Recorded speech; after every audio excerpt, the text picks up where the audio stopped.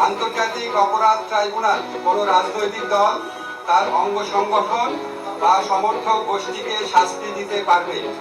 উপদেষ্টা পরিষদের বৈঠকে আন্তর্জাতিক অপরাধ ট্রাইব্যুনালে বাংলাদেশের আওয়ামী লীগ ও তার নেতাদের বিচার কার্য সম্পন্ন না হওয়া পর্যন্ত দেশের নিরাপত্তা ও সার্বভৌমত্ব রক্ষা, জুলাই আন্দোলনের নেতাকর্মীদের নিরাপত্তা এবং আন্তর্জাতিক অপরাধ ট্রাইব্যুনালের বাদী ও সাক্ষীদের সুরক্ষার জন্য সন্ত্রাস বিরোধী আইনের অধীনে সাইবার স্পেস সহ আওয়ামী লীগের যাবতীয় কার্যক্রম নিষিদ্ধ করার সিদ্ধান্ত গ্রহণ করা হয়েছে।